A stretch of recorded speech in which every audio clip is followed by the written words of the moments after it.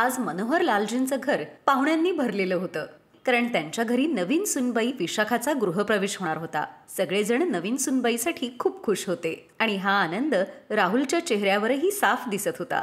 सगळेजण विशाखाला घेऊन आत येतात. विशाखाचा सुनमुख बघण्याचा कार्यक्रम सुरू होतो. संपूर्ण दिवस पाहुण्यांच्या या गडबडीतच निघून जातो. अजून किती वेळ इथेच असं बसून राहायचंय? मी खूप थकलीये, मला आराम करायचाय. हो हो सुनबाई, का नाही, एक काम कर, आता सगळे पाहुणे तर तसे गेलेच आहेत, बस जेवणाचीच तयारी होतीये. तू काहीतरी खाऊन घे आणि खोलीत जा. स्वाती बाळा, वहिनीचं ताट घेऊन ये. हो वहिनी, तू खोलीत बस, मी तुझं जेवणाचं ताट घेऊन येते. विशाखा खोलीत जाऊन बसते. तिची नणंद स्वाती तिच्यासाठी जेवण घेऊन जाते. स्वाती, हे सगळं काय आहे? मी हे सगळं नाही खात. कुठली भाजी आवडते तुम्हाला? तीच बनवून आणते. माझ्यासाठी काहीतरी चिकन बिर्याणी वगैरे बनव आणि त्याच्याबरोबर तर्रीवाला मटण रस्सा. वहिनी, तुम्ही नॉनव्हेज खाता? आमच्या घरी हे सगळं नाही बनत. आम्ही नॉनव्हेज नाही खात कोणी. काय? इथे नॉनव्हेज नाही बनत? पण मला तर रोजच नॉनव्हेज खाण्याची सवय आहे. मी नॉनव्हेजच्या शिवाय राहूच शकत नाही. जर या घरी नाही बनत तर मी ऑर्डर करते. थांब, मी आत्ता ऑनलाईन मागवते, मला खूप भूक लागलीये. विशाखा, तुझे आई वडील तर सांगत होते की तुमच्या घरी नॉनव्हेज नाही बनत, मग तू नॉनव्हेज कशी काय खातीयेस? आई बाबांनी तुला माझ्याबद्दल नसेल सांगितलं, पण मला नॉनव्हेज खाण्याची सवय आहे. कदाचित ते विसरले असतील. बरं थांब, आधी मला माझं डिनर ऑर्डर करू दे. विशाखा स्वतःसाठी डिनर ऑर्डर करते आणि आपल्या बॅगमधून एक बॉटलही काढते. राहुल, तू पिणार आहेस का? मी थोडंसं ड्रिंक घेतीये, आज खूप दमलीये, त्यामुळे विचार करते थोडं ड्रिंक घेईन. त्यामुळे माझी सगळी थकावट दूर होईल आणि झोप चांगली येईल. तू दारू पितेस? मला हे माहित नव्हतं. राहुल दादा, वहिनीजवळ तर सिगरेट पण आहे. वहिनी, तू दारू आणि सिगरेट पण पितेस? हां, मग काय त्यात एवढं काय झालं? आपल्याला कुठल्या गोष्टीचा शौक असू शकत नाही का? हे बघ, आता मी एक सिगरेटही पिते. तसं तर मी सिगरेट शिवायही राहू शकत नाही. तेव्हाच राहुलची आत्या आणि मावशी तिथे येते आणि त्या विशाखाला दारू आणि सिगरेट ओढत असताना पाहतात. हाय राम, नवीन सुनबाई तर इथे बसून दारू आणि सिगरेट ओढतीये. सुनबाई, तुला या असल्या सवयी आहेत? कौसल्याने तर आम्हाला ही गोष्ट सांगितलीच नाही. कसली सुनबाई आहे? बघा तर कसल्या घाणेरड्या सवयी आहेत. तेवढ्यात विशाखाने ऑर्डर केलेली बिर्याणी येते. तुमच्या घरची ऑर्डर होती विशाखाच्या नावाने. यावेळी सुनबाईच्या नावाने खाण्याची ऑर्डर? काय आहे रे याच्यामध्ये? आंटी, एक चिकन बिर्याणी आणि मटन तर्री रस्सा. विशाखाने नॉनव्हेज ऑर्डर केलंय आणि तेही या घरात? नाही नाही, जरा थांब हा, मी विचारून येते. कदाचित दुसऱ्याच कुठल्या तरी विशाखाची ऑर्डर असेल आणि ती आमच्या घरी आली असेल. वहिनी, ही तुमचीच ऑर्डर आहे. नवीन सुनबाईंनीच नॉनव्हेज खाणं मागवलंय. आतमध्ये जाऊन तर बघा, नवीन सुनबाई दारू पितीये आणि सिगरेटही ओढतीये. हे काय बोलताय वंच तुम्ही? विशाखाची सासू लगबगीने तिच्या खोलीत जाते. सगळी खोली सिगरेटच्या धुराने भरलेली होती. दारू आणि सिगरेटचा वास सगळ्या खोलीत पसरला होता. आता तर खूप रात्र झालीये. उद्या एक काम करूयात, विशाखाच्या आई वडिलांना बोलवूयात, मग त्यांना हे सांगूया. आपण 1-2 दिवस थांबूयात. मी विशाखाला समजावण्याचा प्रयत्न करतो. कदाचित ती माझं म्हणणं ऐकेल. जर तिने नाहीच ऐकलं तर मग आपण तिच्या आई वडिलांना इथे बोलवूया. राहुल बरोबर बोलतोय. असं अचानकपणे तिच्या आई वडिलांना बोलवलं तर समाजात नाव खराब होईल. लोक म्हणतील 4 दिवस नाही झाले नवीन सुनबाईला येऊन, तर लगेच तक्रारी करायला आई वडिलांना बोलवून घेतलं.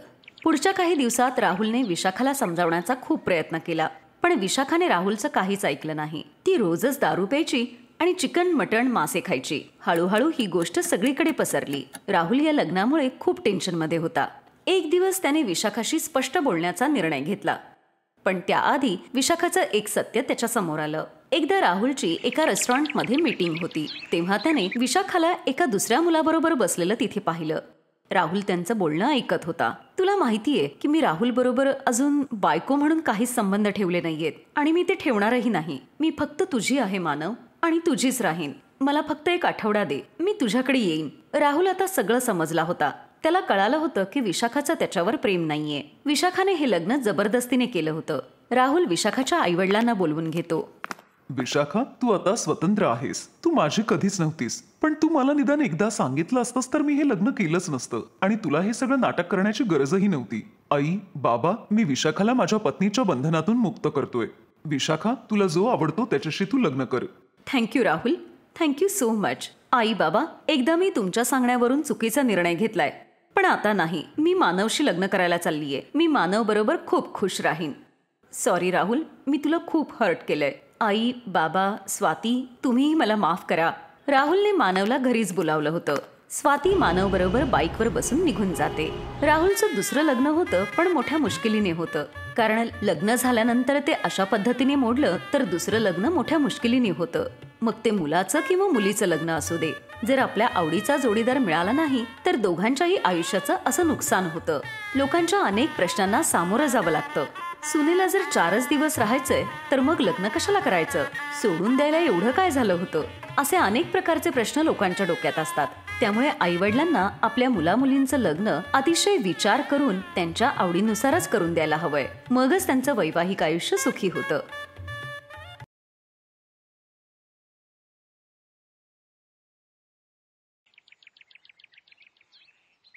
अरे यार, खूप जोरात भूक लागलीये.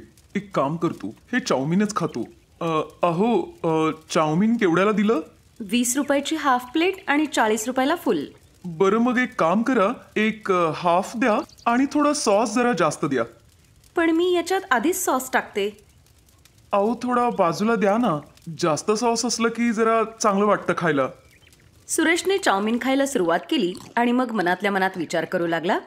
ही मुलगी किती सुंदर आहे आणि चाऊमिन पण ठीकठाक बनवतीये. जर या मुलीबरोबर माझं लग्न झालं तर डबल फायदा होईल. सुंदर बायको मिळेल आणि घरात 2 लोकही होतील कमावणारी. मग पैसाच पैसा होईल. अजून काय पाहिजे मग आयुष्यात? चांदनीला बघून सुरेशच्या मनात लग्नाचे लाडू फुटत होते. खरं तर सुरेश स्वभावाने खूपच लालची होता.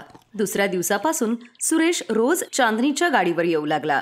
दिवसभर तो भाजी विकायचा आणि संध्याकाळी मात्र चांदनीच्या गाडीवर येऊन तो चाऊमिन जरूर खायचा. चांदनीची पण हळूहळू त्याच्याशी चांगलीच मैत्री जुळली आणि काही महिन्यानंतर चांदनी आणि सुरेशनी एकमेकांशी लग्न केलं. अहो, मला माहितीये की मी चांगलं चाऊमिन नाही बनवत, पण तरीही तुम्ही माझ्या गाडीवर रोज चाऊमिन खायला काय येत होतात? अगं वेडे, कधी ना कधीतरी तर तू शिकशीलच की. आणि मग आपण दोघं मिळून खूप पैसे कमवू. सुरेशकडून असं उत्तर ऐकून चांदनी आश्चर्यचकित झाली. तिला सुरेशच्या डोळ्यात पैशाची हाव दिसत होती, जी वेळेबरोबरच अजून जास्त वाढत गेली. मग एक दिवस, आलीस, आज किती पैसे कमवलेस? 250 रुपये. बस? अगं, अशी बेकार चाऊमिन बनवशील तर असंच होईल ना. अगं, काय काय विचार केला होता मी.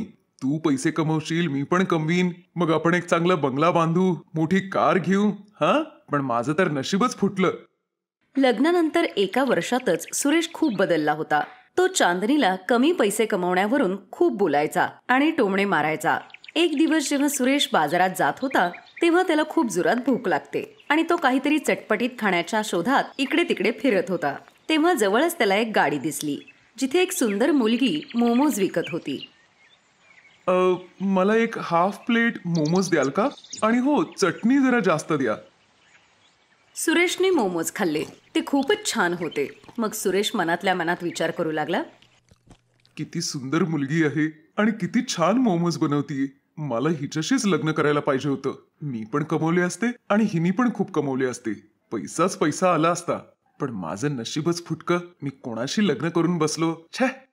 स्वभावाने लालची असलेला सुरेश आता रोज ममताच्या गाडीवर येऊ लागला आणि चांदनीसारखंच तिच्याशीही गोड गोड बोलू लागला. मग एक दिवस त्याने ममतासमोर लग्नाचं प्रपोजल ठेवलं. हे ऐकून ममता खूप खुश झाली. पण जशी ही गोष्ट ममताच्या आईला उमाला कळली की सुरेशचं आधीच लग्न झालंय, तेव्हा तिने ममताला समजावलं, हे बघ ममता, हे बरोबर नाहीये. कशाला कुणा मुलीचा संसार उद्ध्वस्त करतीये? तू दुसऱ्या कोणाही बरोबर लग्न कर, पण हा मुलगा मला अजिबात पटत नाहीये. नाही आई, त्याला त्याच्या बायकोकडून खूप त्रास होतोय आणि तो तिला डिवोर्स देणार आहे. त्याचं माझ्यावर खूप प्रेम आहे. काही झालं तरी मी लग्न त्याच्याशीच करणार आहे. आपल्या आईला असं उत्तर देऊन ममता तिथून निघून गेली. ममताने आपल्या आईचं बोलणं ऐकलं नाही आणि सुरेश बरोबर लग्न केलं. सुरेश ममताला आपल्या घरी घेऊन आला. हे सगळं बघून चांदनी एक दिवस घर सोडून गेली. ती भाड्याने घर घेऊन एकटी राहू लागली. मग एक दिवस सुरेश जेव्हा भाजी विकत होता तेव्हा त्याने पाहिलं, एका गाडीवर खूप गर्दी जमली होती. आणि मग, अरे यार, ही कुठली गाडी आहे जिथे एवढी गर्दी जमलीये? मला पण बघू देत जरा. जसा सुरेश त्या गाडीजवळ पोहोचला त्याला त्याच्या डोळ्यांवर विश्वासच बसला नाही.